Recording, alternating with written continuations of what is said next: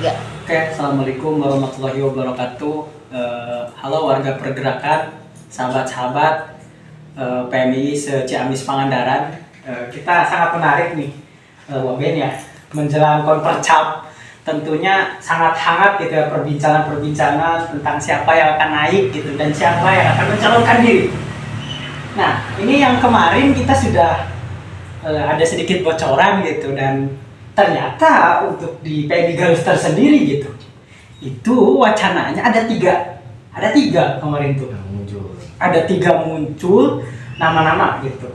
Yang pertama ada sahabat Gani Zulkarnain Rais, kemudian itu dari asalnya itu dulu dari rayon Adipati Arya.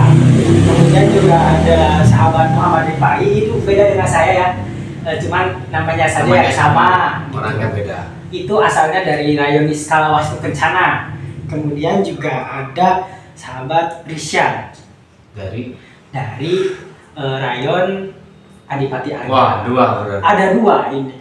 Seru ya. Makanya ini sangat sedangkan dibahas ya? seru untuk bahas. Sedangkan komisariat itu sendiri, PMI Galster sendiri itu cuma bisa nanti mengeluarkan satu rekor. Nah, nanti akan dijatuhkan kepada siapa? Itu kan yang kita tidak tahu ya sampai saat ini. Masih misteri gitu sahabat-sahabat ya. Kita nantikan saja.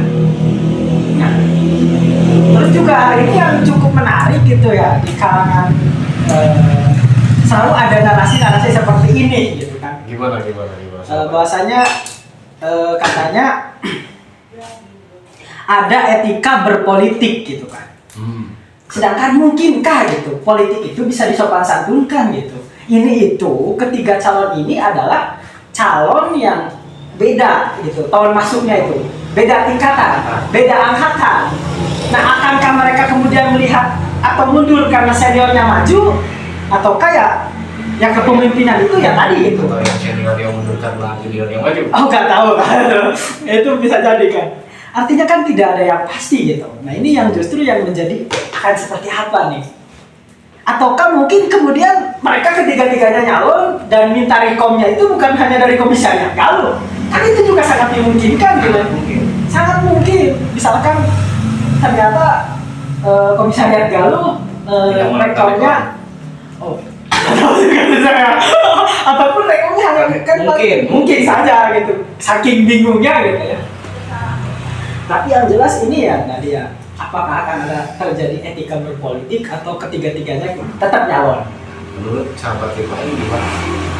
Asumsi daripada sahabat Rifai ketika melihat fenomena yang semacam ini, tadi fenomena yang sudah dijelaskan, yaitu pertama adanya lebih daripada satu calon yang berangkat daripada kader universitas dari komisariat di Uniga, yaitu fenomena tersebut. Yang kedua, fenomena di mana calon yang keluar daripada komisariat Unigal ini berangkat dari berbeda angkatan. Nah, terus yang ketiga, fenomena yang terjadi hari ini bahwa Unigal sendiri atau komisariat Unigal belum bisa menentukan sikapnya untuk mengeluarkan rekomnya mau dijatuhkan ke siapa di antara ketiga orang tersebut. Dari mana kira-kira menurut sahabat? Ini ada selayang pandang itu, saya sangat antusias sampai kacamata saya copot. Ini saya sangat ini mas selayang pandang saya gitu ya, sahabat. Kalau saya selalu berkaca dengan politik di negara kita, seperti halnya Pilpres kemarin. Kalau saya melihat sahabat Gani Zulkarnain Rais itu seperti Prabowo gitu, karena beliau jauh lebih dahulu gitu ber-PMI gitu, jauh lebih berpengalaman gitu. Makanya kayak saya sosok lihat sahabat Gani Zulkarnain Rais secara pengalaman itu melihat sosok Prabowo gitu ya. Mungkin banyak mengalah gitu di beberapa kontestasi, di beberapa pemilihan ketua-ketua, tapi khusus di Konpercap hari ini sahabat Gani Zulkarnain Rais naik gitu. Maju. Kenapa? Nah itu kita yang tidak tahu itu tadi ya. Kemudian sahabat Muhammad Rifai. Nah ini justru menurut saya ini ada apa juga ini? Sahabat Muhammad Rifai itu rivalitas yang kuat gitu. Seandainya nanti mengalami sahabat Gani bisa dikatakan rivalitas yang kuat sahabat? Kan tadi. Nah karena gini, mohon maaf saya disclaimer sedikit, untuk sahabat Trisyan itu kan secara persyaratan sahabat Trisyan belum mengikuti PKL gitu. Tapi dimungkinkan. Nah, Dimungkinkan tidak sahabat? Nah itu nanti kan BPRTK, apakah BPRTK kita akan kemudian BPRTK atau BP BP Kompercam maksudnya. Itu maksudnya maaf ya sahabat-sahabat. Maksudnya kan kita tidak tahu, mungkin saja akan ada permainan gitu kan sebagainya itu. Oh, sahabat Ripai justru ya mungkin. Enggak, saya perlu pertanyakan ini. Berarti sahabat Ripai justru muncul pertanyaan kemungkinan untuk BP Kompercam ini ada permainan ya? Ya, jelas. Wah. Tidak ada. Sekarang itu lembaga independen, KPU tersendiri sahabat.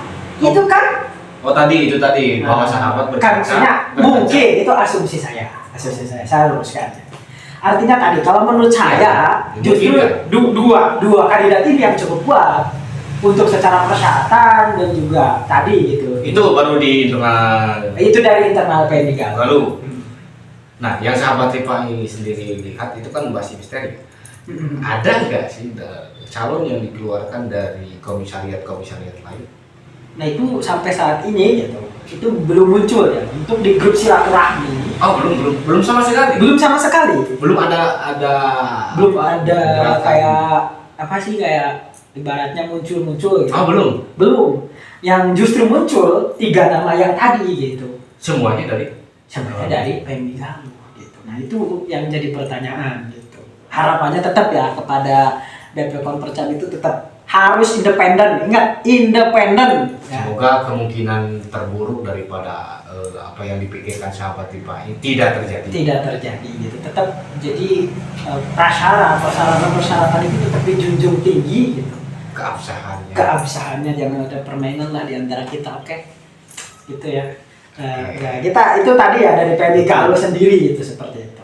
Tetapi cabang juga ada lembaga survei hari ini yang kemudian muncul. Sampai lembaga survei hari ini karena dari Kopri tidak ada calon gitu. Serius tidak? Yang belum muncul lah gitu ya, belum muncul nama-nama, tapi di lembaga survei itu ada. Berarti kalau sampai hari ini belum muncul, ada kemungkinan bahwa Kopri nantinya yang dicalonkan itu berarti belum siap atau belum matang ya? Tahu ya. Karena persiapannya belum sampai dimunculkan sampai hari ini. Atau gimana sahabat? Itu yang justru belum terpikirkan gitu. Tapi ada beberapa nama sih. Ada. Kita lihat aja dari PMI Galuh dulu ya mungkin.